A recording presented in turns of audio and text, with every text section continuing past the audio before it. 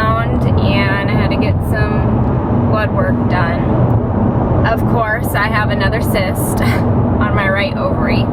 So that's why we did the blood work. He wanted to check to see if there was any active hormones. If it's actively producing hormones, then we're not going to be able to do another IUI or even IVF this month, because he said the hormones will make the medication not work as well. So they're supposed to be calling us with those results here, I don't know, hopefully soon, because if there's no hormones being produced, then we have to go ahead and start our medication today. Since we decided to go ahead and try another IUI, we're gonna do the same medicine but different dosage. See if we can get the eggs to develop faster. Kind of just talked to him today about whether it was worth doing another IUI or if we should just do IVF, since obviously something is happening.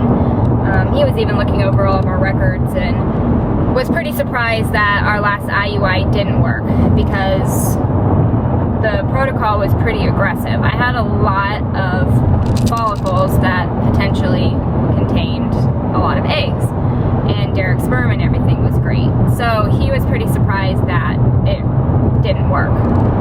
But he looked over everything and said that it was worth trying at least another IUI with him, since he does do a really aggressive protocol, unlike the last doctor who we were doing the IUIs with a couple years ago.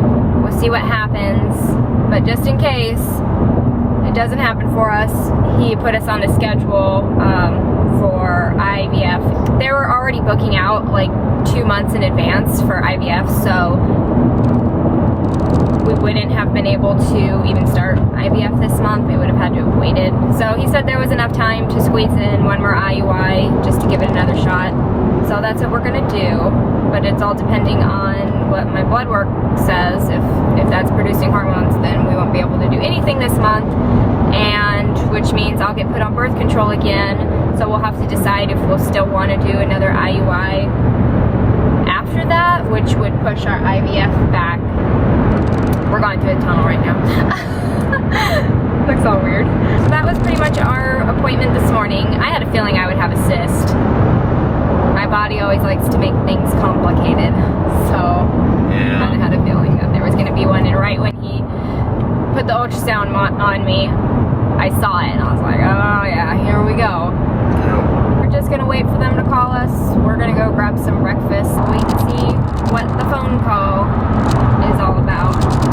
Yeah, hopefully it's good. Finally home from the doctor's.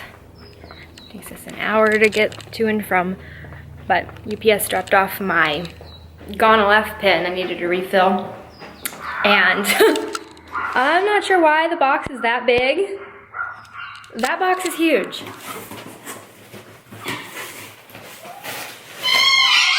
So receipt, some information. While I'm doing IUIs, I have a copay on this medication. Once we go to IVF, insurance doesn't cover a penny of anything. That's why we're still fighting for IUI to work. It's a little bit more money because it was ran through insurance. Cash price would be a little less, but that total of this pin was $1,840. Without insurance, cash price, it's like $900 and something. And I need like 2 to 3 of these pins.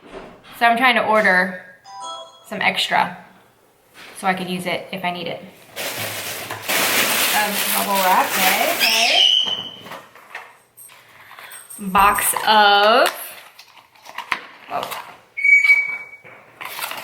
of tons of Band-Aids. That's kind of cool.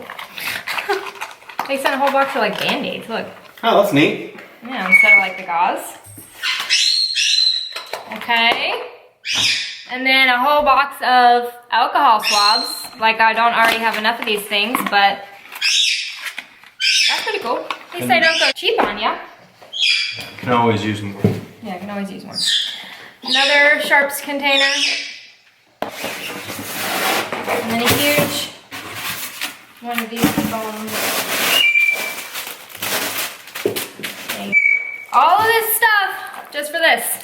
Wow, that was a big box. All right, cool. Well, we have 1 pin covered under insurance, so let's hope we can get some more in case we need them for IVF. So I don't have to pay $900 for one of these. I only have to pay $125.